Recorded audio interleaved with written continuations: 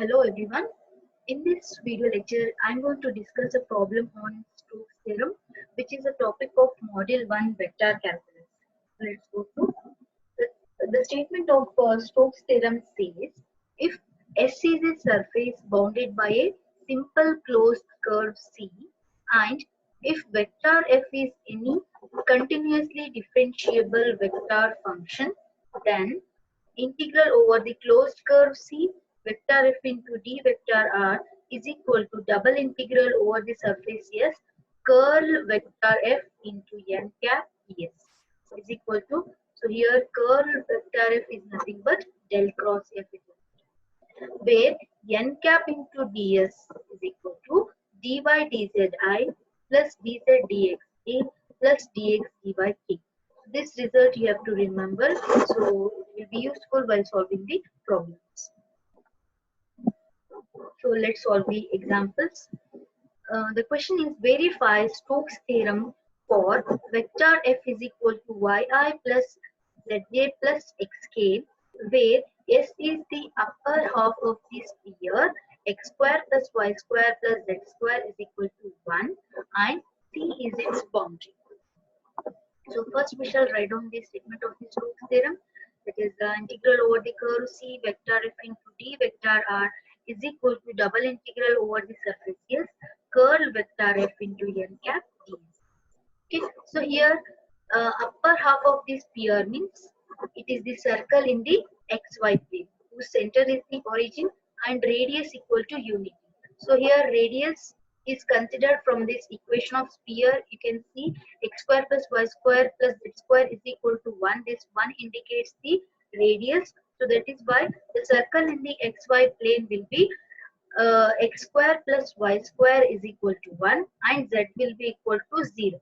The parametric equations of circle are x is equal to r cos theta. General formula is x is equal to r cos theta. So here r is equal to 1. So x is equal to just cos theta, y is equal to sin theta. Next, differentiate with respect to theta so that we get dx is equal to minus sin theta d theta, which is the derivative of cos theta. Next, same way differentiate y with respect to theta so that you get dy is equal to cos theta into d theta. And in circle, theta varies from 0 to 2 pi. Now, we have to find the value of the LHS integral and also the value of the RHS integral. Then we shall compare both the results and then we can conclude that the Stokes theorem is verified.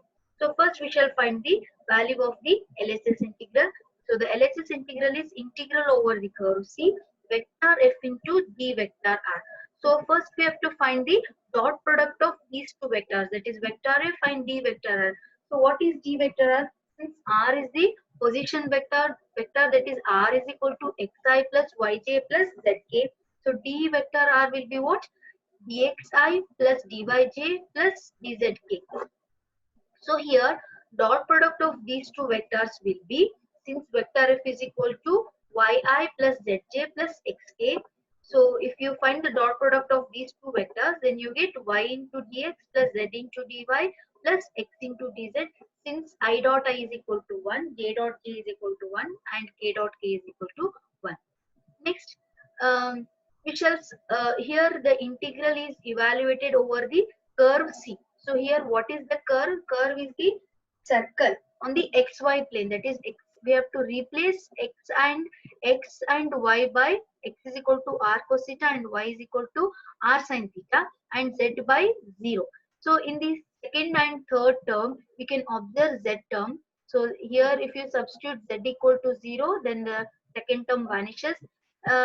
Since z is equal to 0, so dz will also be equal to 0. Third term also vanishes. So whereas in the first term, y can be replaced by just sin theta. Dx, you can refer here what we have got. Dx is equal to minus sin theta d theta, that I have written here. Okay. Next, minus sin square theta. We shall simplify this. If you multiply, then you get minus sin square theta. Again, sin square theta can be written by using half angle formula, that is 1 minus cos 2 theta divided by 2. Further multiplying minus inside the bracket so that you get cos 2 theta minus 1 whole divided by 2 with respect to theta.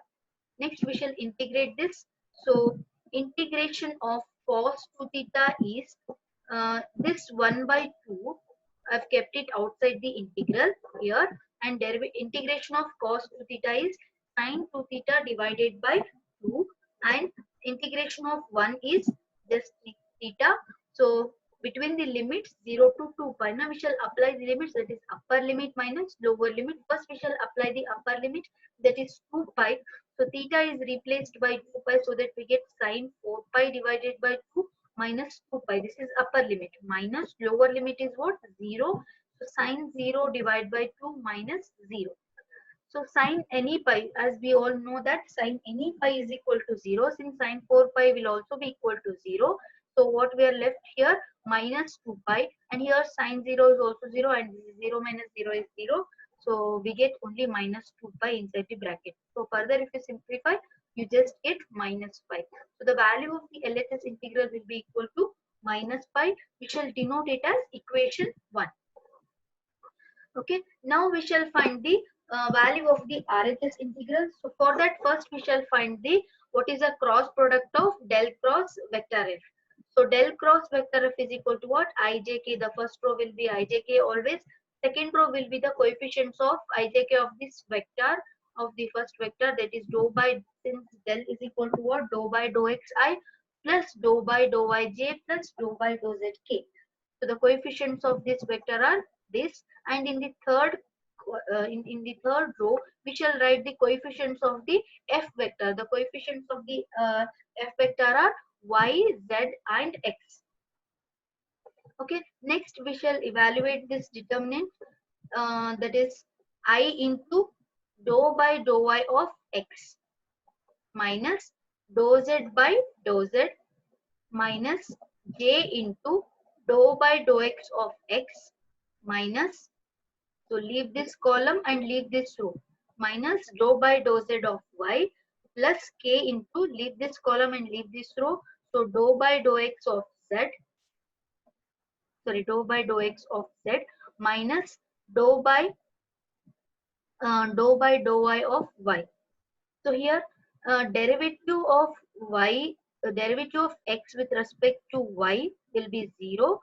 So in partial differential equation, when you are differentiating with respect to y, x will be treated as constant. So derivative of x with respect to y will be equal to 0. Here derivative of z with respect to z, it will be 1. Same way we'll find for the remaining terms. It is here 1, here we get 1, and here also we get 0, because derivative of y with respect to z will be 0, and derivative of z with respect to x will also be equal to 0. Dou by dou y is equal to 1. So what we are left here, you can see minus 1 minus I minus j minus k. So curl vector f is nothing but minus I minus j minus k. Now we shall consider the RHS integral, that is double integral over the surface. Yes, curl vector f into n cap ds is equal to, so n cap ds can also be written as ds vector, vector ds, that is I already told you to remember this, that is dy dzi plus dz dx plus dx dy k. Now we shall substitute both the vectors, that is curl vector f, we have got minus I minus j minus k, that I have written here, and this ds vector also, it is this, so I'll write down that. So here we have to evaluate this integral over the surface. Yes, S is the upper half of the sphere. In upper half of the sphere, z will be equal to 0, because upper half of the sphere means it is the circle in the xy plane. So circle in the xy plane, z will be equal to 0. Since z will be equal to 0, then dz will also be equal to 0. So when you find the dot product, so in the first term you get dz, so that will be equal to 0, and in the second term also you get dz, that also will be equal to 0, and in the third term you get minus k into dx dy k. So k dot k will be equal to 1. So what we are left with, minus dx into dy. Okay, so here you can observe minus can be kept outside the integration. So double integral over the surface. Yes, dx into dy. So double integral into dx dy indicates the area. Okay, so here the surface is the circle.